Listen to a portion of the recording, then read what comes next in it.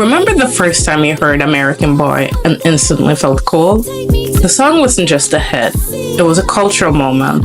So come kick it with me and let's take a trip down memory lane because Estelle's career is so much more than one song. We're exploring her incredible journey from the streets of West London to the global stage.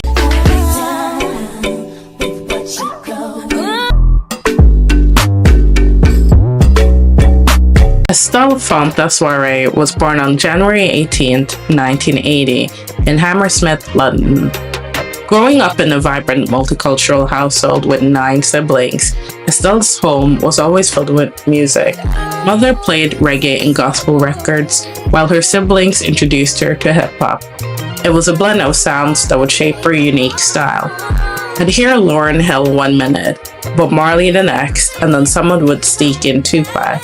It all felt natural to me, like it belonged together.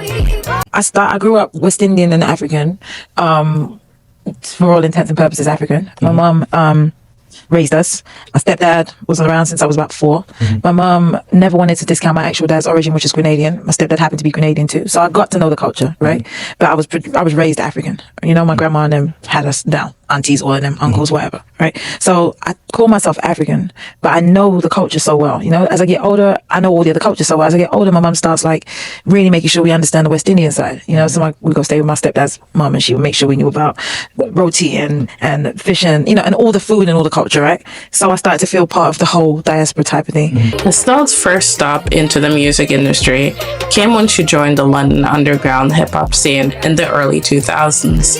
She released her debut single 1980 in 2004, a reflective track about her upbringing and life experiences.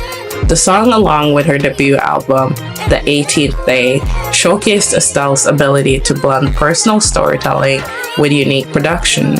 Success didn't come easily, and the album saw moderate success. However, it was enough to establish her as a promising new voice in British R&B.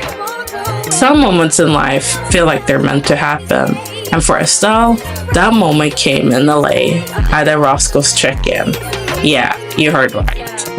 Picture this, you spot Kanye West, someone you know can open doors, and instead of hesitating, you take your shot. That's what Estelle did. I met Kanye at a chicken and waffle restaurant in Cali, Roscoe's, and I was down the street, staying in some hotel, and listening to the College Dropout mixtape. I get out, I go to get some chicken, and out comes Yeezy. He's sitting in the restaurant, and I walk outside, and I was like, God, please, Jesus, please, God, let him come outside, please let him come out. And he comes outside, and I was like, thank you, Jesus. I go over and I say to him, like, I'm a big fan of you, but I want to work with John Legend. And he was like, you know him? I was like, yeah, I know him, I know who you are. I love you, you're awesome, I think you're great. Like, you're friends with my friends, I know people who know you, you work with people I know about, you cool as shit. But I want to work with John Legend. His voice is amazing. Where is he? It was one of those bold, fearless moves that only come from someone who knows they're destined for greatness. I remember just walking up to Kanye and saying, hey, I'm Estelle. Can you introduce me to John Legend? I mean, what did I have to lose, right? And it worked. Kanye introduced her to John Legend, and the connection was instant. He was so impressed by her talent that he signed her to his newly launched label, Homeschool Records, under Atlantic. This partnership would prove to be a turning point in Estelle's career. John really believed in me. He gave me the space to be creative and to figure out who I was as an artist. With John Legend's support, Estelle began working on her second album, Shine. She wanted this project to be different, something that would reflect her roots while also appealing to a global audience. With John Legend as the executive producer and other collaborators such as Kanye West, will.i.am, and Mark Ronson, the album was a mix of genres: hip-hop, R&B, reggae, and soul, a blend of sounds that were distinctive hers. That's one of the things that make Estelle special. She has a distinct, fresh, and cool sound. Now let's talk about the album. The album opens with Wait a Minute, a will.i.am produced song. The song is upbeat and playful. Then there's No Substitute Love, which pays homage to George Michael's Faith and has a reggae-inspired beat. You have More Than Friends, my personal favorite from the album. Such a feel feel-good song. The album wasn't just a showcase of Estelle's vocal talent. It was a celebration of her identity and her influences, and her ability to bring them all together in a way that felt authentic. And of course, we can't talk about the album without talking about American Boy. Take me on a trip, I'd like to go someday.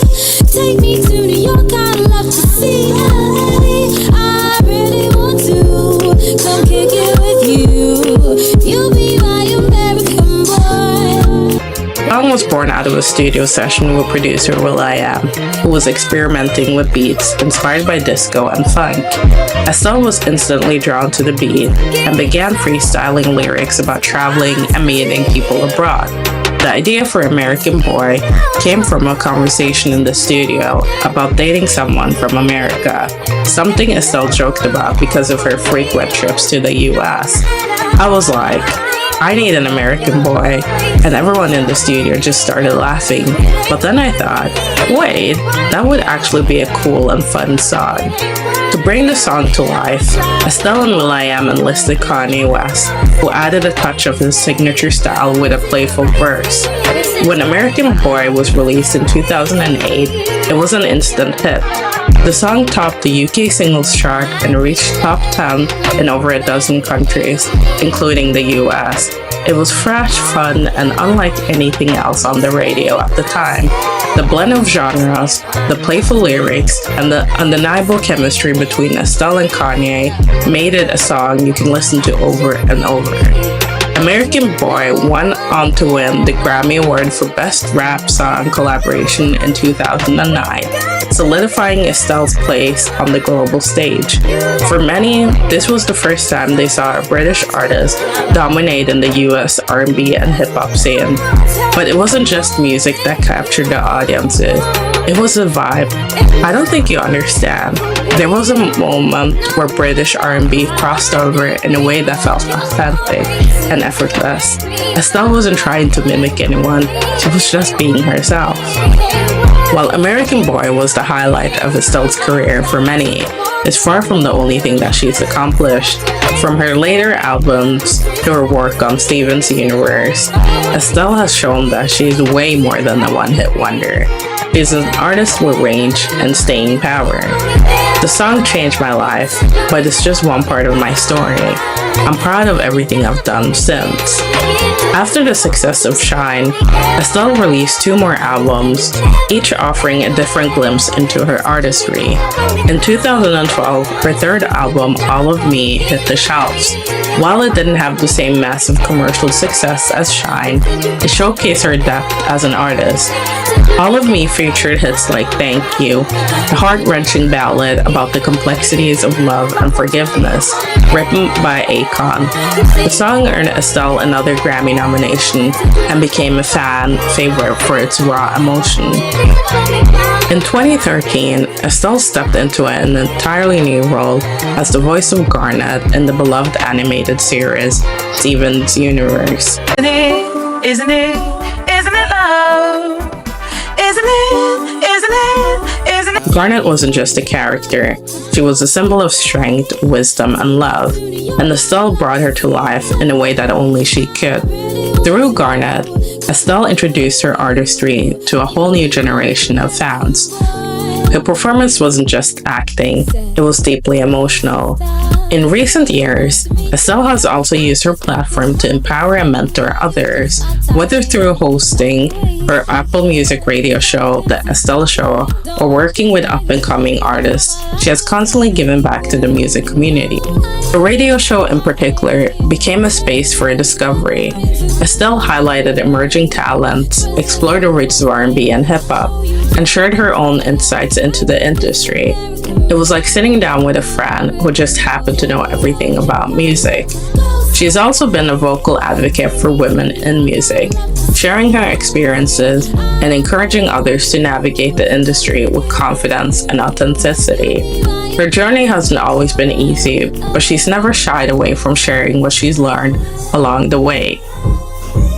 Even after all these years, Estelle's live performances remain electric. Whether she's performing at an intimate venue or headlining festivals, her ability to connect with an audience hasn't faded. She's even made appearances at events like the Essence Festival, where her soulful voice continues to captivate fans. Estelle's journey shows us that staying true to yourself is the ultimate power move. From London's underground scene to global stardom, she's proved that bold risk lead to big rewards. So what are you waiting for? Take a chance. What do you have to lose?